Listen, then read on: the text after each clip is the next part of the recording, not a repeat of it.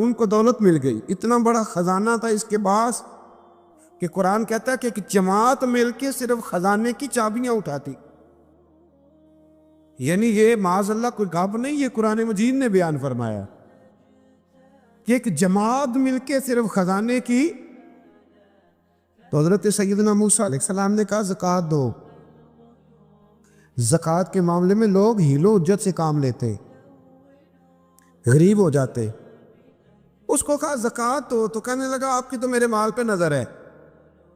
اب نے فرمایا تو بڑا بیوقوف ہے، مال تجھے اللہ نے دیا ہے نا، تو اللہ کے رستے میں دے. یہ کام ذرا مشکل ہے کہ اس کو بار بار کہا کہ اس نے نہ بجائے اس کے کہ وہ مال دیتا، اس نے حضرت موسیٰ پہ الزام لگا دیا، ایک عورت کو تیار کر کے لایا. یہ الزاموں والا کیس سنتے آ رہے ہیں آپ کہاں تک؟ حضرت یوسف پہ بھی لگا، جناب مریم پہ بھی لگا، حضرت سیدنا موسیٰ کلیم پہ بھی لگا، اور حضرت عیسیٰ پہ بھی. سارے ہوئے نا الزامات. آپ کیا بات کرتے ہیں؟ الزام لگانا، بہتان ترازی کرنا، اور ہمارے یہاں اچھی بات دل سے پھیلتی ہے، بری خبر وہ جلدی پھیل جاتی. ایک عورت کو تیار کر کے لایا معاذ اللہ تعالیٰ حضرت موسیٰ پر الزام لگانے کے لیے، اور جب وہ بی بی آپ کے سامنے لا کے کھڑی کی تو حضرت موسیٰ نے جلال فرمایا تجھے قسم ہے اللہ کی عزت کی، سچ سچ بتا معاملہ کیا ہے. تو وہ خاتون کانپنے لگی، کہنے لگی میں موسیٰ کلیم کے سامنے کیسے کھڑی ہو سکتی؟ مجھے تو اس نے پیسے دے کے تیار کیا، مجھے اس نے مجھے پیسے دے کے تیار کیا، اور بڑی اس نے مجھے تکلیف دی ہے. یہ جب کہا تو حضرت موسیٰ علیہ السلام رونے لگے کہ تو سارا کچھ کرتا پر میری سفید چادر پہ داغ تو نہ لگانے کی کوشش کر. آپ رونے لگے. آپ یقین کریں لوگ تکلیف دیتے ہیں بعضوں کا، ایسی بات کرتے ہیں جس کا کوئی وجود نہیں ہوتا. تو یہ کچھ لوگ کر دیتے ہیں لیکن وہ سمجھتے نہیں. کہتے ہیں آپ حوصلہ کریں، آپ درویش ہیں. حضرت موسیٰ سے بڑا درویش کون ہوگا؟ کلیم تھے نا اللہ کے، بڑا جگرا ہے نا. لیکن رو پڑے، کہنے لگے تجھے ایسا نہیں کرنا چاہیے. کہنے لگے اللہ اب اسے سزا دے. تو رب کریم نے اس کے سارے ساز و سامان سمیت اسے زمین میں دھنسا دیا. وہ زمین میں غرق ہو گیا اپنے خزانے سمیت. امام اعظم ابو حنیفہ رحمۃ اللہ تعالیٰ علیہ کچھ لوگ حسد کرنے لگے تو ایک عورت ایک دفعہ آ گئی، کہنے لگی کوئی مسئلہ پوچھنا ہے. یہ بڑا کٹھن سا معاملہ ہوتا ہے، جو آدمی جو کام کر رہا ہوتا ہے وہی روپ دھار لیتے. مسئلہ کچھ نہیں، اندر آئی تو باہر سے شور ہو گیا. لوگ آ گئے، کوتوال کو بلا لیا، معاذ اللہ امام صاحب کے پاس بی بی ہے، جیل میں لے گئے، سویرے فیصلہ کریں گے. رات کو نا ساری رات امام اعظم نے نماز پڑھی، ساری رات، اور کہنے لگے اے اللہ اب تو میں بوڑھا ہو گیا، اس حال میں اب ان سوالوں کا جواب دوں گا. وہ عورت بھی ساتھ بند تھی، اس عمر میں ان سوالوں کے جواب یار بڑا مشکل ہوتا ہے. اللہ اکبر. اس عمر میں امام صاحب رو رہے تھے تو اس عورت کا دل نرم ہو گیا. امام صاحب سے کہنے لگی مجھے غلطی ہو گئی، میں نے پیسے کسی سے پکڑ لیے تھے. حضور آپ تو اللہ کے نیک بندے. امام صاحب کہنے لگی اب ایک نیکی کر، کوتوال سے کہہ کہ مجھے کوئی تکلیف ہے تو میں دوا کھا کے واپس آ جاؤں گا. تو وہ کوتوال تو پہلے ملا ہوا تھا، اس نے اس کو کہا کہ مجھے کوئی تکلیف ہے میں گھر جاتی ہوں، دوا کھا کے واپس. امام صاحب نے سمجھا دیا. وہ گئی تو جو برقع اس نے پہنا ہوا تھا نا نقاب، ساری عورتیں وہ جا کے نا اس نے امام صاحب کی بیوی کو دیا. امام صاحب نے اس کو سمجھا کے بھیجا تھا. وہ برقع گھر لے گئی اور جا کے زوجہ کو ساری بات سنائی. وہ دوائی کھانے گھر چلی گئی اور زوجہ برقع پہن کے تھانے آ گئی. سویرے قاضی کے سامنے بھیج ہوئے تو کہنے لگا جی آپ اتنے بزرگ ہو کے عالم ہو کے بیوی کے ساتھ اکیلے. فرمایا میری بیوی ہے تو میں نے اکیلے ہی ہونا تھا اس کے ساتھ، اور کس نے ہونا تھا؟ جناب آپ کی بیوی. فرمایا بلاؤ میرے سسر کو، اور بلاؤ محلے کی 10-12 عورتوں کو بھی دیکھ لے. انہوں نے دیکھا تو امام صاحب کی بیوی نکل آئی. وہ جتنے تھے نا الزام لگانے والے وہ اب غور سے دیکھ رہے تھے. تو ایک کہنے لگا امام صاحب سے یہ کیا ہوا؟ فرمایا قرآن ہے وَتُعِزُّ مَن تَشَاءُ وَتُذِلُّ مَن تَشَاءُ. یہ قرآن ہے. ہونا کیا تھا؟ رب نے اپنا وعدہ سچا کر کے دکھایا ہے. تو اس نے بھی الزام لگایا، پھر سزا یہ ملی کہ وہ ہمیشہ کے لیے زمین میں دھنستا۔ دولت کون دیتا ہے؟ اللہ دیتا ہے نا، تو اگر اللہ کہے تھوڑی سی واپس بھی کرو، بندیاں دے خرچے بات جانتے تھے، تھوڑی سی واپس مانگ لے تو ہاتھ تنگ ہو جاتا ہے۔ ایک خاتون نے ایک دفعہ مجھے پیغام دیا تو میں بڑی اس کی بات سن کے مجھے عجیب لگا۔ وہ کہنے لگی کہ دوسری جگہ میری شادی ہوئی ہے، مجھے طلاق ہو گئی تھی، تو مجھے ایک تانا روز سننے کو ملتا ہے تو اتنی اچھی ہوتی تو وہاں نہ رہ لیتی۔ تو بھئی یہ کوئی تانے والی بات ہے؟ کو ضروری ہے کہ بیوی غلط ہوتی ہے تو طلاق ہوتی ہے؟ اللہ کے محبوب علیہ السلام کی 2 صاحبزادیوں کو ابو لہب کے 2 بیٹوں نے طلاق بھیج دی تھی، کس کی غلطی تھی؟ تو آپ کیا کہہ سکتے ہیں یہاں کیوں طلاق؟ تو اتنی جلدی بات تھوڑی کر دیں گے آپ، تھوڑی احتیاط فرمائیں بولنے۔ حضرت عبداللہ ابن عباس فرماتے ہیں میرے نبی پاک علیہ السلام نے میری تربیت فرمائی، اور محبوب پاک علیہ السلام نے فرمایا عبداللہ یاد رکھنا، یہ نوجوان دوست میری بات لکھ لیں، پریشان لوگ میری بات لکھ لیں، جن کے پاس قوت فیصلہ نہیں وہ اس بات کو لکھ لیں۔ حضرت عبداللہ ابن عباس فرماتے ہیں میرے نبی پاک علیہ السلام نے مجھ سے فرمایا تھا عبداللہ سن، اگر ساری دنیا مل کے تیرا کوئی نفع کرنا چاہے کر نہیں سکتی جب تک میرے رب کی رضا نہ ہو، اور فرمایا ساری دنیا مل کے تیرا کچھ بگاڑنا چاہے تو عبداللہ بگاڑ نہیں سکتی جب تک رب کریم کی حکمت کا تقاضا نہ ہو۔ لوگوں سے ڈرنا، لوگوں کی طرف دیکھنا، ماحول دیکھ کے اپنے راہ کا تعین کرنا، ہر بندے کے خیالات کے مطابق ڈھلنے کی کوشش کرنا، فلانا نہ ناراض ہو جائے، فلانا نہ ناراض ہو جائے، وہ جس نے ہونا ہو جائے، بس رب رسول ناراض نہ ہو۔ اپنی زندگی میں اپنے مالک کو مولا جان کے، بل اللہ مولاکم، اللہ تمہارا مولا ہے، وَهُوَ خَيْرُ النَّاصِرِينَ، وہ بہترین مددگار ہے۔ توجہ جب بھی کریں رب کی جانب کریں، اپنے دل کا قبلہ درست رکھیں، سوچوں کے زاویے سیدھے رکھیں۔ میرے بھائی مالک جب بندوبست کر دے نا،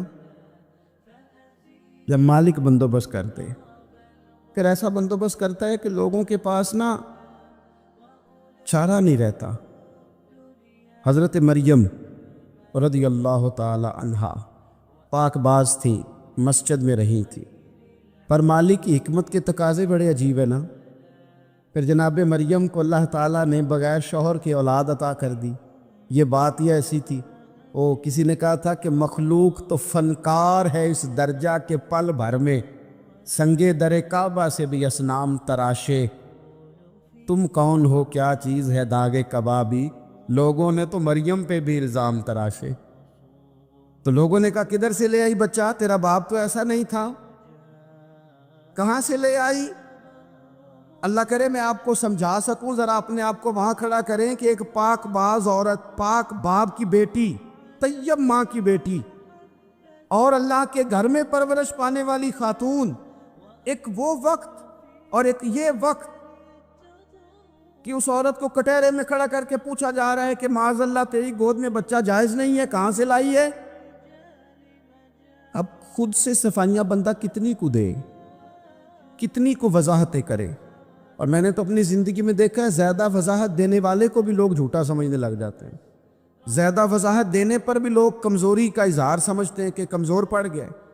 آپ صلح کی کوشش کرتے ہیں، سامنے والا بزدل سمجھ لیتا ہے، زیادہ وضاحتیں بھی کمزور کر دیتی ہیں۔ اب حضرت مریم کو کٹہرے میں کھڑا کر کے کہا بچہ کس کا ہے؟ تو پھر خدا بندوبست جب کرے، اللہ جب مددگار ہو، تو پھر حضرت مریم کی گواہی درختوں سے نہیں دلوائی، اس نے پتوں سے نہیں دلوائی، پھر فرشتے نہیں بھیجے۔ حضرت مریم کہنے لگی مجھ سے نہ پوچھو، وہ جو پنگوڑے میں ہے اسی سے پوچھ لو،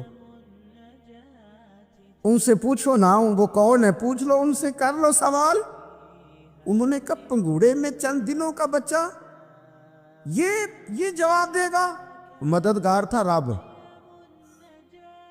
ان کی برات کا اعلان کرنا تھا مالک نے، اور جب مالک اعلان کر دے، جب مالک تیری صفائی دینا چاہے، جب مالک تجھے دنیا کے سامنے نکھارنا چاہے تو پنگوڑے میں لیٹے حضرت عیسیٰ بول کے کہنے لگے انی عبداللہ آتانی الکتاب، فرمایا میں اللہ کا بندہ ہوں، رب نے مجھے کتاب عطا کر کے نبی بنا کے دنیا میں بھیجا ہے، میں اللہ کا بندہ ہوں، کتاب لے کے آیا ہوں، نبی بن کے آیا ہوں۔ پھر پنگوڑے سے اعلان ہو گیا، پھر بچہ بول پڑا، اور یہ ایک دفعہ نہیں بات ہوئی۔ یہ بنی اسرائیل میں ایک جریج نام کے شخص بھی تھے جو نماز پڑھ رہے تھے، بعض نے لکھا ہے نفل نماز تھی، اماں نے پکارا تو آئے نہیں، تو ماں کے منہ سے نکل گیا تو اتنی دیر تک مرے گا نہیں جب تک کسی بے حیا عورت کا منہ نہ دیکھ لے۔ تو وہ عبادت گزار تھے، لیکن لوگوں نے ان کی عبادت، ریاضت، پرہیزگاری کو نہیں دیکھا، بس ایک عورت کو بھیج کے الزام لگوا دیا۔ وہ عورت آیا جایا کرتی تھی، اب آ جاتی ہیں عورتیں، مسئلہ پوچھنے کی نیت سے بھی آ جاتی ہیں۔ ماحول میں کچھ جگہ ایسی بھی ہیں جہاں عورتیں دم کرانے کے بہانے آ جاتی ہیں۔ وہ خاتون آتی جاتی تھی اس خانقاہ پہ، آستانے پہ، یہ بخاری میں موجود ہے، پھر اس نے کہا میری گود میں جو بچہ ہے یہ انہی کا ہے۔ مجھے بتائے کیسے بندہ وضاحت دے؟ حالات خراب ہو گئے، لوگ کٹیا جلانے لگے، ماحول اور طرح کا بن گیا۔ میرے نبی پاک علیہ الصلوۃ والسلام فرماتے ہیں پھر اس رب کے بندے نے کہا مالک تو کریم ہے، تیری مشیت کا تقاضا آیا جو میری ماں نے جملے بولے تھے، اور اب میں وضاحت دینے کے قابل نہیں رہا، اب تو ہی کرم کرے گا تو دروازہ کھلے گا۔ تو وہ چند دنوں کا بچہ پنگوڑے میں بول کے کہنے لگا میں اس درویش کا نہیں، میں تو فلانے چرواہے کا بچہ ہوں، وہ جو بکریاں چراتا ہے۔ رب کی مدد کو پکاریں، اپنے ساتھ اپنے مالک کی مدد کو شامل کریں، تھوڑے رزق پر بھی گزارا اچھا ہونے لگ جائے گا۔ سارے لوگ آپ کو گرانے کی تدبیریں کر رہے ہوں گے اور مالک آپ کو عزتیں عطا فرما دے گا، اس کی بارگاہ سے حکمت کا تقاضا اور ہو جائے گا۔ ہم نے ساری زندگی لوگوں کو راضی کرنے میں گزار دی، ساری زندگی بڑھاپا آ گیا بچوں کو پالتے، اور بچوں نے آخری عمر میں کہہ دیا ابا اگر کوئی ڈھب کا کام کر لیتے تو آج ہمارے دن بھی پھر نہ جاتے۔ ساری زندگی گزار دی بہن بھائیوں کو راضی کرنے میں، ساری زندگی گزار دی ذمہ داریاں اٹھانے میں، ان کو 99 دفعہ دیا، ایک دفعہ نہیں دیا تو انہوں نے کہہ دیا تو نے تو کبھی دیا ہی نہیں، تو تھا ہی نہیں۔ ساری زندگی محلے داروں، علاقے والوں کو راضی کرنے میں گزار دی۔ اور میں نے ایسے لوگ بھی دیکھے دین کے لیے وقت گزارا، لیکن جب بڑھاپے میں دانت کام نہ کرتے تھے تو وقت کے مفتیوں کو بھی مسجدوں کی کمیٹیوں نے کہہ دیا اب آپ کی سمجھ نہیں آتی، ہم نے خطیب کو یور رکھنا ہے، نہ دیکھو دنیا کی طرف، دنیا رلا دیتی ہے، نہ راضی کرو بندوں کو، بندے تھکا دیتے، نہ پیچھے بھاگو ہر وقت دنیا داروں کے، یہ انسان کو کمزور کر دیتے ہیں۔ وہ تو کریم ہی بڑا ہے، 2 آنسو زمین پر بعد میں گرتے ہیں، بندے کے گناہ سارے پہلے معاف فرما دیتا ہے۔ اللہ کی مدد کا حصول، اپنے مالک کی مدد کی طرف بڑھنا، آپ کو بدر کی جنگ بھی یہی درس دے گی، آپ کو احد کا میدان بھی یہی سبق دے گا، فتح مکہ بھی یہی سبق دے گا۔ میرے دوستو، جب رب مدد فرمائے، جب اللہ مددگار بنے، دوستوں سے ایک بات اکثر کرتا ہوں، میں کہتا ہوں کہ جتنے درد سے آپ امیر کو اپنی کہانی سناتے ہیں نا، اور جس طرح آپ کے آنسو بات کرنے سے پہلے گر جاتے ہیں کہ غریب ہیں، بچیاں ہیں، کاروبار نہیں، او میرے سنگیو، اس سے آدھے آنسو اپنے رب کی بارگاہ میں بکھیرو، اس کے حضور عرض گزار ہو جاؤ، اس سے طلب کرو۔ ایک وقت انسان پر زندگی میں ایسا آتا ہے کہ اسے یوں محسوس ہوتا ہے کہ میرا سایہ بھی ذرا سا پیچھے ہٹ گیا ہے، اسے یوں لگتا ہے کہ میں کسی سہارے پہ ہاتھ ڈالتا ہوں تو وہ بھاگ جاتا ہے مجھ سے، لیکن مالک کی بارگاہ ایسی عظیم بارگاہ ہے، رب رسول کے آستانے اتنے بڑے ہیں کہ آپ جب وہاں کشکول طلب دراز کرتے ہیں تو جھولی پھیلانے میں دیر لگتی ہے، ان کو بھرنے میں تو کوئی دیر نہیں لگتی۔ ہم نے اپنا سوچ کا قبلہ ہی دنیا کو بنا لیا ہے۔ یہ جو اللہ والوں کی مدد ہے، یہ تو ہے نہیں، اللہ ہی کی مدد ہے۔ لیکن یہ جو سیٹھوں کی طرف توجہ کرنا، نوابوں کی طرف توجہ کرنا، دنیا داروں کی طرف توجہ کرنا اور اپنا مزاج اس طرح کا بنا لینا، یارو گردن کو جھکا دیتا ہے خیرات کا پتھر، جہاں میں مانگنے والوں کے سر کبھی اونچے نہیں ہوتے۔ اور اقبال کہتے ہیں غیرت ہے بڑی چیز جہان تگ و دو میں، پہناتی ہے یہ فقر کو تاج سردارا۔ میں عرض کروں گا کہ اپنی آپ جب توجہ کا قبلہ اللہ رسول کو بنائیں گے تو رب فرماتے ہیں وَيَرْزُقْهُ مِنْ حَيْثُ لَا يَحْتَسِبُ، میں نہ تجھے وہاں سے رزق دوں گا جہاں سے کبھی تیرا گمان بھی نہیں گیا ہوگا، یہاں سے بھی مل سکتا ہے، تو نے سوچا بھی نہیں ہوگا۔ بخاری شریف میں حدیث ہے، حضرت جابر ابن عبداللہ فرماتے ہیں نبی پاک صلی اللہ علیہ وسلم نے 300 لوگوں کا ایک لشکر روانہ کیا کسی مہم کے لیے، کسی جہاد کے لیے۔ حضرت ابو عبیدہ بن جراح رضی اللہ تعالیٰ عنہ امیر لشکر تھے۔ فرماتے غربت اتنی زیادہ تھی، بھوک اتنی زیادہ تھی کہ ایک ایک کھجور دن میں ایک وقت کھانے کو ملتی تھی، اور کچھ دن ایسے آئے کہ اب کھجور بھی نہیں مل رہی۔ فرماتے اتنی زیادہ بھوک لگی مجاہدین کو 300 بندہ پتے کھا کے گزارا ہونے لگے، یہ بخاری میں موجود ہے۔ آپ فرماتے کہ دریا کے کنارے ہمارا پڑاؤ تھا، ٹھہراؤ تھا، جب بھوک سے نڈھال ہو گئے نا وَيَرْزُقْهُ مِنْ حَيْثُ لَا يَحْتَسِبُ، اللہ وہاں سے روزی دیتا ہے، گمان بھی نہیں ہوتا۔ فرماتے ہیں ایک مچھلی اللہ تعالیٰ نے دریا کے کنارے بھیجی، فرماتے ہیں وہ تھی تو مچھلی پر پہاڑ جتنی تھی۔ بخاری میں لفظ ہیں، حضرت جابر ابن عبداللہ رضی اللہ تعالیٰ عنہ فرماتے ہیں 300 آدمی 18 دن تک اس مچھلی کو کھاتے رہے، مچھلی ختم ہی نہیں ہوئی۔ مچھلیاں نہیں، مچھلی کہتے ہیں 18 دن 300 بندہ کھاتا رہا، مچھلی ختم ہی نہیں ہوئی۔ اور فرماتے ہیں کہ اس کی ہڈی نکال کے، کانٹا کہیں گے آپ اپنی زبان میں، کہتے وہ نکال کے تو اس کو کھڑا کیا جب، تو اونٹ کجاوے سمیت اس کے بیچ سے گزر جاتا تھا، 2 اس کے کانٹے جوڑے۔ فرماتے ہیں وہ اس کا گوشت ہم کھاتے تھے اور اس کی چربی بطور تیل کے ہم جسموں پہ ملتے تھے، بیماروں کو اس سے سکون آتا تھا، تندرستی شفا ہوتی۔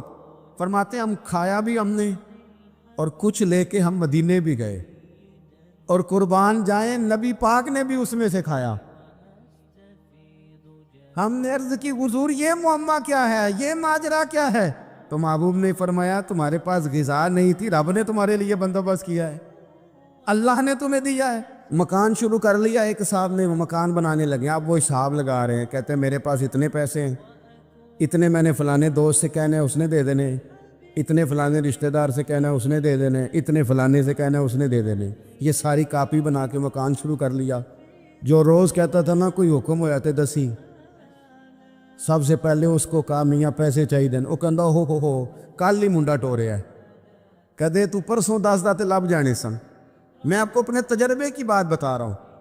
یہ لوگوں کا خیال ہوتا ہے کہ آپ سٹارٹ کریں فلانا کام، ہم آپ کے ساتھ ہیں، اللہ کا ہی کوئی نظام ہے، وہ بالکل بھی نہیں ساتھ ہوتے۔ لیکن ایسا نہیں ہے کہ کوئی ساتھ نہیں ہوتا، اللہ تعالیٰ بڑے اسباب پیدا کرتا ہے، وہاں سے دیتا ہے جہاں سے گمان بھی۔ ہمارا یہ ذہن بن جاتا ہے ہم ساری اپنے حساب سے چلتے ہیں، اتنے رشتہ داروں سے، اتنے کون آپ کے ساتھ چلے گا، سوال ہی نہیں پیدا ہوتا۔ یہ سارے کام چھوڑ کے سب سے پہلے 2 رکعتیں پڑھو، اپنے رب کی بارگاہ میں، رسول کائنات کی بارگاہ میں گزارشات اور استغاثے پیش کرو، وہاں سے خیر طلب کرو۔ دنیا دار کیا دیں گے، کیا دے سکتے ہیں، کیا حیثیت ہوتی ہے کسی؟ اللہ کہتا ہے وہاں سے دوں گا۔ تو جو اللہ مال دے وہ لینا چاہیے کہ رشتہ داروں کا مال دیکھنا چاہیے؟ جو اللہ دے وہ لینا چاہیے کہ سیٹھوں نوابوں کی جیبیں دیکھنی چاہیے؟ جو اللہ دے وہ قبول کرنا چاہیے یا دیکھنا چاہیے کون سا آدمی کہاں پہنچ گیا؟ چھوڑو، اپنی مٹی پہ چلنے کا سلیقہ سیکھو۔ کسی کے سنگ مرمر پہ چلو گے تو پھسل جاؤ گے۔ مدد اللہ سے چاہیں، اپنی توجہات کا مرکز رب رسول کی ذات پر بنائیں، پھر آپ محسوس کریں گے کہ بڑی جلدی اللہ تعالیٰ کی مدد آنے لگی ہے۔ کبھی آپ صرف کہہ دیں میرا رب میرے ساتھ ہے، اس لفظ میں اتنی طاقت ہے کہ دشمن ویسے زہر ہو جاتا ہے۔ زندگی میں کسی سے بھی لڑائی ہو تو اچھی طرح سوچ لیں کہ اللہ اس طرف ہے یا اس طرف ہے. اگر آپ زیادتی پہ ہیں تو پھر رب مظلوم کی جانب ہے. اگر اللہ کی مدد آپ کے ساتھ ہے تو دنیا کی کوئی طاقت آپ کو گرا نہیں سکتی. اور اگر آپ مظلوم کے مقابلے میں ظالم بن کے آپ کھڑے ہو گئے ہیں اور آپ نے رویہ وہ اختیار کیا ہے کہ جس میں مدد نہیں آئے گی, تو پھر یاد رکھ لیں کہ آپ کوئی بھی ہیں, کہاں بھی ہیں, آپ کمزور ہیں. طاقتور تھے ابتدائے اسلام میں, ظاہری طاقت تھی کفار مکہ کے پاس, وہ ڈنڈوں سے مارتے تھے غریبوں کو, ان کے ہاتھوں میں ڈنڈے تھے, پر خدائی طاقت ان مظلوموں کے ساتھ تھی. صاحب زرقانی نے لکھا ہے, حضرت زنیرہ رضی اللہ تعالیٰ عنہ ایک لونڈی ہیں, غریب ہیں, ماڑے دا کی کام محمد نہ سجانا یا رونا, غریب سادی بی بی اور لونڈی کنیزہ, ایک مشرک کی کنیزہ تھی, انہوں نے کلمہ پڑھ لیا. وہ ڈنڈوں سے مارتا, دروں سے مارتا, تکلیف دیتا. حضرت زنیرہ رضی اللہ تعالیٰ عنہ کو اتنا مارا, اتنا مارا. اب آپ ایک اور پہلو پر بھی غور کریں, مار بھی پڑ رہی ہے پر خدا ادھر ہی ہے, اللہ کی مدد ادھر ہی ہے. رب کہتا ہے کہ پہلے تو صبر کرنا, ان اللہ مع الصابرین, تو صبر کرے گا تو پھر رب کی معیت ملے گی. ذرا ٹھہرنا, تو تھوڑا ڈٹنا. ان الذین قالوا ربنا اللہ ثم استقاموا تتنزل علیہم الملائکہ, تو کہے اللہ میرا رب ہے, پھر تو پہلے ڈٹ, پہلے تو نے ڈٹنا ہے. ثم استقاموا, جو ڈٹ گیا, تتنزل علیہم الملائکہ, ڈٹنے والے کے لیے مدد آتی. پہلے تھوڑا ٹھہرنا پڑتا ہے, پہلے تھوڑا صبر کرنا پڑتا ہے, حوصلہ کرنا پڑتا, اس کے بعد مدد آتی. مار پڑ رہی ہے, مارا جا رہا ہے. حضرت زنیرہ کو ان کا مالک جو ہے ظاہری آقا وہ مار رہا ہے, یہ کنیزہ ہے, اتنا مارا, اتنا مارا, ان کی بینائی چلی گئی, نظر آنا بند ہو گیا. ابو جہل آیا اور کہنے لگا زنیرہ دیکھا نا ہمارے بت تیری آنکھیں لے گئے, معاذ اللہ, لات و منات ہمارے بتوں نے تجھے اندھا کر دیا. اب ایسا نہیں ہے کہ بی بی روتی جا رہی ہے, روتی جا رہی ہے, مایوسی مایوسی, معاذ اللہ, پریشانی, غریبی بڑی ہے, پوچھنے والا کوئی نہیں, یہ باتیں نہیں. کیا جملے ہیں خاتون کے, کیا لفظ ہیں. ابو جال نے تنزیہ کہا, معاذ اللہ, کہنے لگا دیکھا نا ہمارے بتوں نے تجھے اندھا کر دیا. تو جناب زنیرہ آنکھوں کی بینائی گئی ہے, رات کو گئی ہے, دکھ ابھی تازہ ہے, لیکن اللہ پہ جو توکل ہے, اپنے مالک سے جو رشتہ ہے,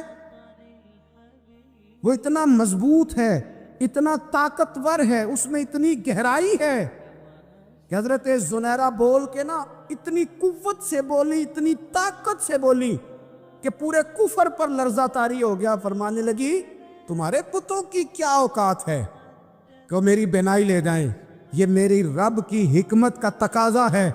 جب تک اس نے چاہا زنیرہ دیکھتی رہی, اور جب اس نے چاہا زنیرہ کی آنکھوں کی بینائی چلی گئی, اور اگر وہ چاہے گا نا تو بینائی واپس بھی کر دے گا. اگر ہو ذوق یقین پیدا تو کٹ جاتی ہیں زنجیریں, اگر وہ چاہے گا تو بینائی آ بھی جائے گی. حضرت زنیرہ نے رات کو یہ لفظ کہے, ابو جال اور سارے کفار ڈر کے سن کے چلے گئے. آپ اطمینان سے آ کے بستر پہ سوئی. جب سویرے اٹھی تو اللہ نے آنکھوں کی روشنی واپس کر دی تھی. آنکھوں کی اب چھڑی پکڑی ہے, بازاروں میں گھومتی ہے, کہتی ہیں بلاؤ کدھر ہے تمہارے لات و منات, دیکھو میرے رب نے روشنی واپس کر دی. آ کر میرے ساتھ ادھر آ, ستمگر ہنر آزمائیں, تو تیر آزما ہم جگر آزمائیں. بیمار لوگوں یاد رکھو, کہہ دیا ڈاکٹر نے کہ تو بڑا بیمار ہے, تو بڑا کمزور ہے, یہ ہو گیا وہ ہو گیا, تو ڈاکٹر اپنے علم کے مطابق بات کر رہا ہے. ہوگا تو وہ جو میرا رب چاہے گا. کمزور ہو جانا, پریشان ہو جانا, تکلیف میں آ جانا, پتہ نہیں بات ہو گئی ہے تو جانے کیا ہو جائے گا. اپنی زندگی کے اندر اپنے رب سے رشتہ مضبوط کرے, رسول کائنات سے رشتہ مضبوط کرے, اللہ والوں سے رشتہ مضبوط کرے. حضرت زنیرہ نے پیغام دیا کہ زندگی میں جو جینا چاہتے ہیں تو وہ رب کا نام لے کے جی سکتے ہیں. جو اپنی زندگی میں خوشیاں دیکھنا چاہتے ہیں تو رسول اللہ کے نام پر خوشیاں دیکھی جا سکتی ہیں. توکل کی بنیاد پر بندہ خوشیاں لے سکتا ہے. اور اگر انسان میں توکل نہیں ہے تو پھر وہ اس کالے جادو سے بھی ڈر رہا ہے, وہ نیلے سے بھی ڈر رہا ہے, وہ پیلے سے بھی ڈر رہا ہے, وہ فلانے سے بھی ڈر رہا ہے, وہ میرے خلاف فلانا رشتہ دار سازش کر رہا ہے تو ڈر رہا ہے, فلانا میرے بارے میں یہ کر رہا ہے تو ڈر رہا ہے, وہ پتہ نہیں دنیا ادھر ہو جائے گی تو کیا ہو جائے گا. اٹھ باندھ کمر کیوں ڈرتا ہے, پھر دیکھ خدا کیا کرتا ہے. تو اس ساری گفتگو کا نچوڑ آپ کو یہ عرض کیا ہے. سب سے پہلے تو یہ کہ میدانوں میں مدد بھی اللہ کی, رزق میں مدد بھی اللہ کی, فصلیں خشک ہوں تو مدد پھر بھی اللہ کرے تو پھر ساری مدد, اور اگر انسان بیمار ہو تو پھر بھی مدد اللہ کی. تو اپنے اللہ کی جانب توجہ کو بڑھائیں, آپ اللہ سے مدد کے سوالی بنیں.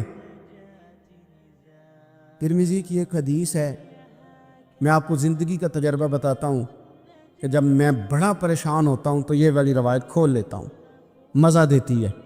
میرے نبی پاک علیہ السلام نے فرمایا, اپنے دکھ سیٹھوں نوابوں کو نہ کہنا, مالداروں کا نہ کہنا, ورنہ اللہ تمہیں کبھی غنی نہیں کرے گا. فرمایا اپنے دکھ اپنے رب کی بارگاہ میں عرض کرنا, جلدی کرے یا دیر سے کرے اللہ تمہیں لوگوں سے بے نیاز کر دے گا, اللہ تمہیں غنی کر دے گا. رات کو بیٹھو نہ اس کی بارگاہ میں. امام غزالی سے کسی نے پوچھا تھا, امام غزالی سے, کہ حضور اللہ کا بندے سے راضی ہونا کمال ہے یا بندے کا اللہ سے راضی ہونا کمال ہے؟ تو امام غزالی مسکرائے, فرمانے لگے رب تو بڑا ہی مہربان ہے, وہ تو بڑی جلدی راضی ہو جاتا ہے. وہ تو مسجد میں آ کے توبہ کرے تو اللہ راضی, کسی یتیم کے سر پہ ہاتھ پھیرو تو اللہ راضی, وہ تو کسی اندھے کو رستہ دکھایا تو اللہ راضی ہو گیا, وہ تو طوائف نے کتے کو پانی پلایا تو اللہ. امام صاحب فرمانے لگے یہ بندہ ہے جو اللہ سے راضی نہیں ہوتا. جس کے پاس اولاد نہیں وہ کہتا ہے چلو ایک بیٹی مل جائے تو میں راضی ہوں, بیٹی مل گئی تو کہتا اب ایک بیٹا بھی ملے تو پھر راضی ہوں, پھر کہتا ہے یہ دونوں اچھی تعلیم حاصل کر لے تو پھر میں راضی ہوں, پھر کہتا ہے یہ بہت زیادہ پیسے کمائے تو پھر میں راضی ہوں.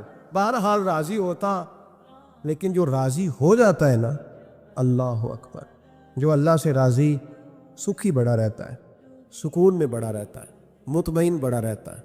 جو سمجھ لیتا ہے نا کہ جو میرے رب نے بہتر سمجھا وہ میرے اللہ نے مجھے. میں کبھی کبھی سوچتا ہوں کہ یار حضرت بلال حبشی نے کوئی عہدہ نہیں مانگا ساری زندگی,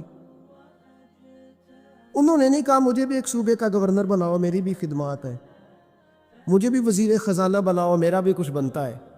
ایک دفعہ نہیں کہا سیدنا بلال حبشی رضی اللہ تعالیٰ عنہ نے کہ میری بھی کوئی ڈیوٹی ایسی ہونی چاہیے کہ مجھے چلو سپہ سالار ہی بنا دیا جائے.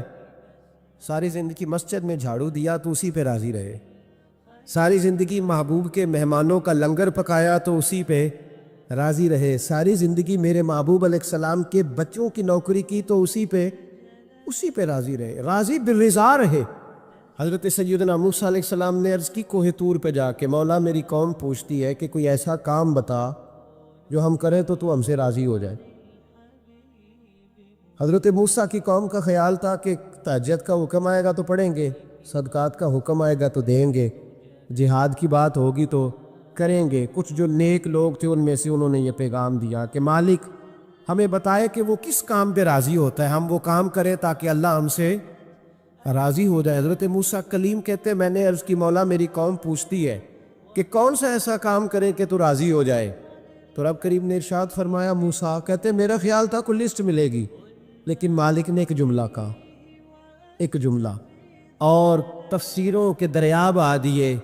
عرش کے مالک نے فرمایا موسیٰ ان سے کہو جا کے کہ وہ مجھ سے راضی ہو جائے, میں ان سے راضی ہو جاؤں گا, مجھ سے راضی ہو جائے. بندے اللہ سے راضی ہی نہیں راضی ہوتے, اللہ کی رضا پہ راضی رہیں, مالک کے فیصلوں میں اپنے دل میں کوئی بوجھ محسوس نہ کریں, اپنی زندگی اللہ کے فیصلوں. دیکھیں نا, جو ماں باپ اللہ نے بڑے اچھے سمجھے وہ ہمارے لیے پسند کی, وہ اللہ نے ہمارے لیے جو اس نے ہمارے حق میں بڑے, جو بہن بھائی اللہ کرے آپ کو سمجھ آئے, جو بہن بھائی اس نے ہمارے حق میں بڑے اچھے سمجھے وہی بہن بھائی اس نے ہمیں عطا کیے. جس بیوی کو اس نے ہمارے گھر کے گلشن میں بہتر سمجھا اس کو لا کے اس نے ہمارے آنگن میں بٹھایا, اور جو اولاد اس نے ہمارے لیے باعث افتخار سمجھی، وہ اولاد اس نے ہمیں عطا فرمائی۔ حضرت نوح علیہ السلام کا بیٹا کافر ہو گیا، پر کسی جگہ انہوں نے شکوہ نہیں کیا کہ مالک یہ کافر کیوں ہوا۔ اللہ کے قبضے میں ہے نا دل، پھیر سکتے ہیں نا، مقلب القلوب ہے، لیکن حضرت نوح نے دعا اللہ کی رضا پر راضی رہے، سمجھو کہ میرے حق میں جو بہتر تھا مالک نے وہ چیز مجھے عطا کر دی۔ ہم کے سوچتے ہی نہیں کہ ہمیں نہیں پتا ہمارے حق میں بہتر کیا ہے، ہمارے رب کو پتا ہے۔